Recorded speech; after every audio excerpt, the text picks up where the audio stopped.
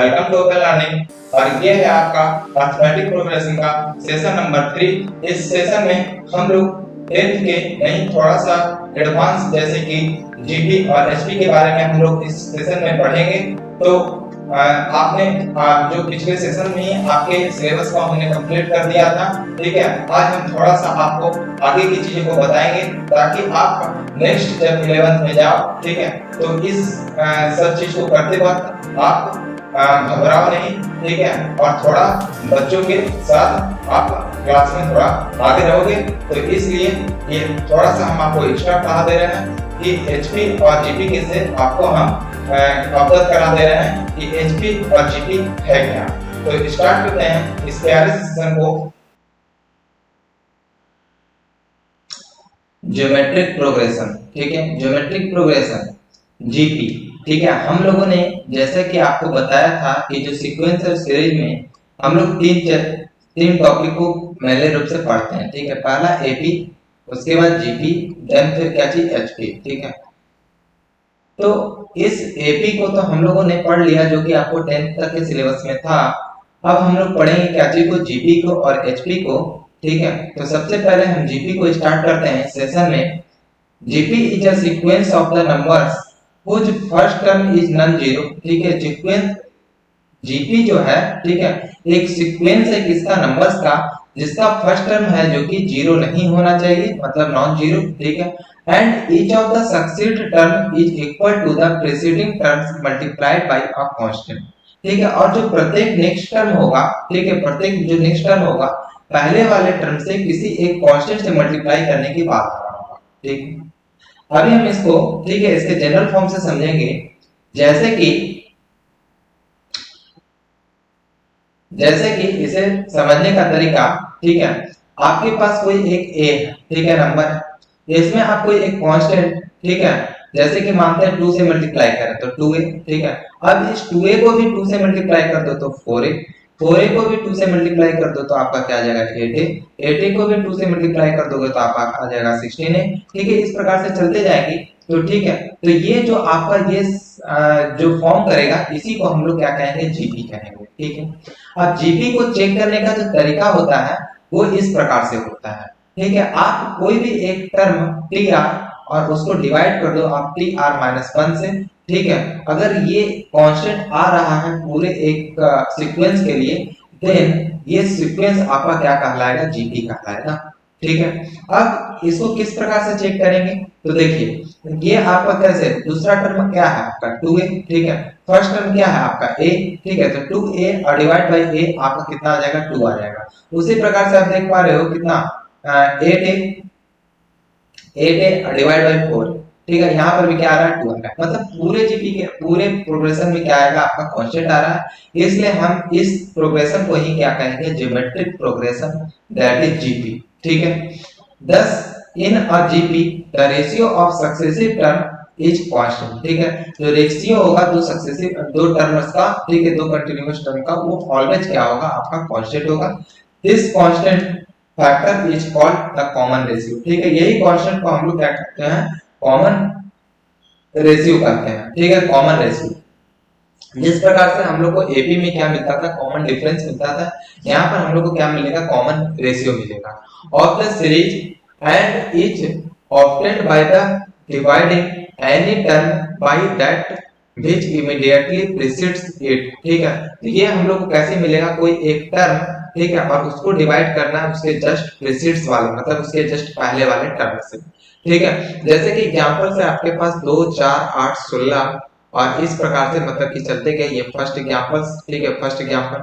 तो हम देख पा रहे हैं यहाँ पर कितना है 4/2, ठीक है, 8/4, ठीक है, उसके बाद 16/8, ठीक है, उसके बाद मतलब इतना है, ठीक है। हम देख पा रहे हैं ये भी 2 आएगा, ये भी 2 आएगा और ये भी 2 आएगा, ठीक है। तो इस तरीके से हम लोग इस चीज को समझे कि किसे हम लोग क्या कहेंगे, मतलब कि इसमें देख रहे हैं कांस्टेंट आ रहा है, देन ये क्या कहलाएगा आपका जीपी कहलाएगा। और उसी प्रकार से देखिए नेक्स्ट है आपका 1/3, ठीक है, नेक्स्ट है आपका क्या चीज 1/3 और नेक्स्ट 1/9, 1/27, 1/81, ठीक है। इस प्रकार से ऐसे चलते गया, ठीक है। तो सबसे पहले हम 1/9 और डिवाइड बाय कितना 1/3 निकालेंगे, तो कितना आ जाएगा 3 3 4 9, देन कितना आ जाएगा 1/3 आ, ठीक है। उसी प्रकार से आप 1/27, ठीक है, और डिवाइड बाय 1/9 लिखोगे, ठीक है। ये 9 3 27, देन फिर से क्या आ जाएगा 1/3 आ जाएगा। उसी प्रकार से फिर ये दोनों का कॉमन रेशियो निकालोगे तो ये भी 1/3 आएगा, मतलब कि यहाँ भी कितना आ गया आपका 1/3 आया, यहाँ भी 1/3 आया, मतलब ये पूरे में क्या कांस्टेंट चल रहा है, फिर ये भी क्या कहलाएगा आपका जीपी कहलाएगा, ठीक है। देयरफॉर जो इसका जनरल फॉर्म है, ठीक है, जनरल फॉर्म, ठीक है, उसको हम लोग कैसे लिख सकते हैं, तो a और उसके साथ कोई एक कांस्टेंट से मल्टीप्लाई कर रहे हैं तो क्या हो जाएगा ar, उसके फिर नेक्स्ट कांस्टेंट से मल्टीप्लाई करेंगे तो ar स्क्वायर, ठीक है। उसके बाद नेक्स्ट फिर r से मल्टीप्लाई करेंगे कांस्टेंट से तो क्या हो जाएगा ar क्यूब हो जाएगा। मतलब कि ये आपका क्या चीज एक जनरल फॉर्म हम कह सकते हैं किस चीज का, जीपी का, ठीक है। जहां पर a क्या है आपका फर्स्ट टर्म है, ठीक है, और r क्या है आपका क्या चीज कॉमन रेशियो है, ठीक है। तो इस तरीके से हम लोग जीपी को समझे और जीपी के जनरल फॉर्म को देखे, ठीक है। अगर आपके पास, ठीक है, प्रॉपर्टीज ऑफ जीपी का हम देखते हैं, ठीक है, प्रॉपर्टीज ऑफ जीपी, ठीक है। तो प्रॉपर्टीज ऑफ जीपी इस प्रकार से है, ठीक है, जैसे कि आपके पास अगर ए बी और सी तीन अगर जीपी का टर्म है, ठीक है, तीनों अगर जीपी का टर्म है, देन हम क्या लिख सकते हैं, ठीक है, ए और बी की जगह हम क्या लिख सकते हैं, ठीक है। यहाँ पर से हम देख सकते हैं b upon a equal to क्या लिखेंगे, c अपॉन b लिखेंगे। तो यहाँ से जब क्रॉस मल्टीप्लिकेशन करेंगे तो क्या आ जाएगा, b square equal to ac आ जाएगा, ठीक है, b square equal to ac in general, ठीक है, general if a1 a2 and a1 a2 a3 and a4, ठीक है, डॉट डॉट डॉट कहां तक an-1 तक, ठीक है, an, ठीक है, आर इन जेपी, ठीक है, ये सब अगर जीपी में है, then first and last, first and सबसे लास्ट, ठीक है, मतलब कि a1 into an equal to फिर नेक्स्ट फर्स्ट से दूसरा नंबर, ठीक है, तो a2 और लास्ट से दूसरा नंबर मतलब an-1, ठीक है। और उसी ये सब आपका क्या हो जाएगा आपस में इसी प्रकार से क्या चलते जाएगा, बराबर चलते जाएगा, ठीक है। तो जिस प्रकार से जैसे मतलब कि हम लोग क्या चीज में एपी में देखते थे, एपी में हम लोग सम को देखा, जो चीज देखते थे वही चीज हम यहाँ पर क्या चीज देखेंगे, इसके प्रोडक्ट्स को देखेंगे, ठीक है। तो जीपी का इस प्रकार से ये दो प्रॉपर्टी था, ठीक है। नेक्स्ट अब थर्ड प्रॉपर्टी पर हम लोग चर्चा करेंगे। थर्ड प्रॉपर्टी है आपका क्या चीज, ठीक है, ये आपका जो प्रॉपर्टी है नेक्स्ट प्रॉपर्टी, और ये नेक्स्ट प्रॉपर्टी है आपका any three consecutive terms of an AP, किसी टर्म का किसी थ्री कंसेक्यूटिव टर्म्स किसी जीपी का अगर उसको हम लोग लेंगे एज ए वाई आर, ठीक है, ए और ए वाई, ठीक है। अगर हमें तीन टर्म मानना हो किसी भी जीपी का, ठीक है, तो हमें उसे मानने का तरीका क्या, हम वहां पर जैसे कॉमन डिफरेंस को क्या लेते थे, कॉमन डिफरेंस का जो मतलब कि मल्टीपल लेते थे वो क्या लेते थे, ऑड ही लेते थे, ठीक है, ऑड लेते थे जब ऑड नंबर ऑफ टर्म्स को मानना पड़ता। उसी प्रकार से जब हम लोग यहाँ पर तीन नंबर ऑफ टर्म्स को मानेंगे तो ए वाई आर लेंगे, दूसरा ए लेंगे और तीसरा कितना ए आर लेंगे, ठीक है, ये तीन के लिए। चार का लेना है तो क्या करेंगे, सबसे पहले हम क्या लिखेंगे, ए वाई आर लिखेंगे, तो दूसरा क्या हो जाएगा आपका ए आर हो जाएगा, ठीक है। नेक्स्ट फिर आपका क्या, ये दोनों के बीच में जो मतलब कि कॉमन रेशियो है वो कितना का है, तो आर स्क्वायर का, मतलब आर स्क्वायर से मल्टीप्लाई हो रहा है, तो नेक्स्ट हो जाएगा ए आर क्यूब, और उसके पहले क्या हो जाएगा आपका a अपॉन आर क्यूब, ठीक है। तो इस तरीके से चार नंबर ऑफ टर्म्स को मानने का तरीका है किसका, जीपी का। तो ये था तीसरा, ठीक है, दूसरा फर्स्ट, ये पहला फर्स्ट सेकंड थर्ड हम लोगों ने देखा। उसी प्रकार से नेक्स्ट है आपका फोर्थ नंबर, ये बोल रहा है क्या चीज, if each term of a GP, ठीक है, अगर प्रत्येक हम टर्म किसका लेंगे जीपी का, ठीक है, बी मल्टीप्लाइड और डिवाइडेड और raised to the power by the sum non-zero quantity, then the resulting sequence is also a GP, ठीक है। ये आपका फोर्थ नंबर क्या बोल रहा है, फोर्थ नंबर आपका क्या बोलना चाह रहा है, ठीक है, उस चीज को थोड़ा सा समझते हैं। फोर्थ नंबर इंपॉर्टेंट है, ठीक है, थोड़ा देर से समझ पाते बच्चा, लेकिन सही है, ठीक है।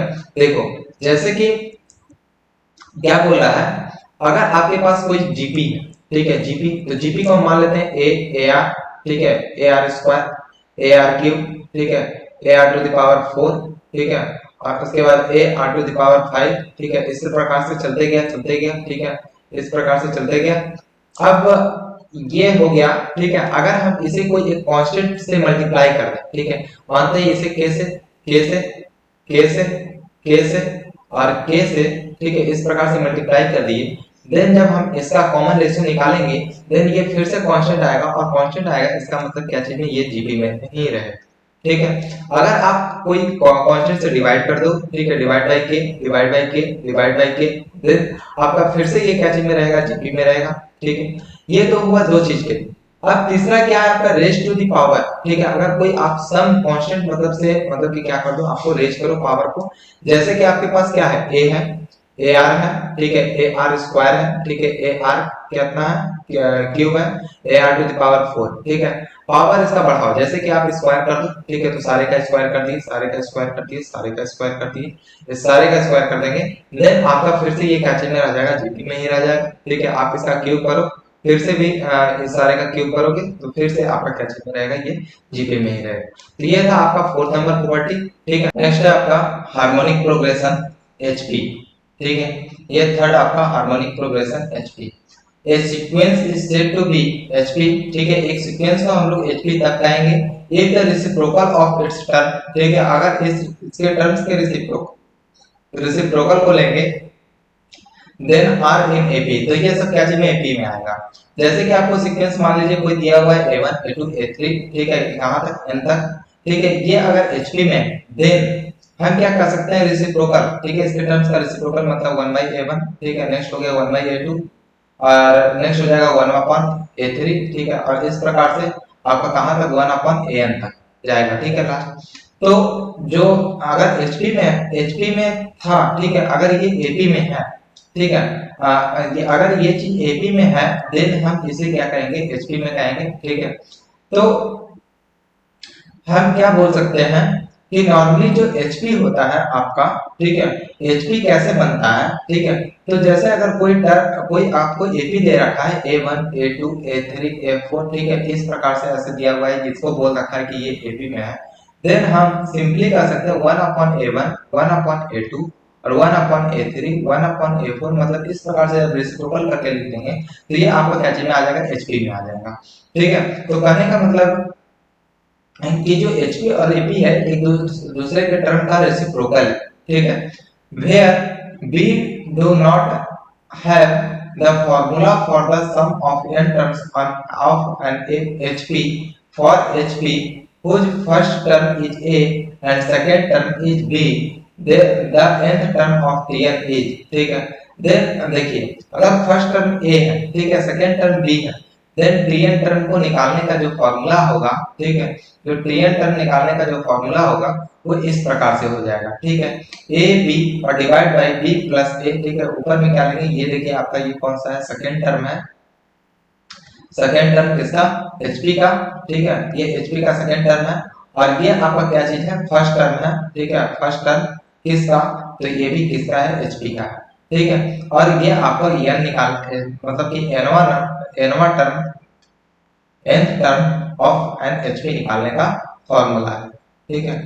जहां पर ए बी सी अगर आपका एचपी में है, देन जो देखिए जब ए बी सी, ठीक है, अगर ये एपी में था तो इस प्रकार से फॉलो करता, तो a plus c divide by 2 equal to B.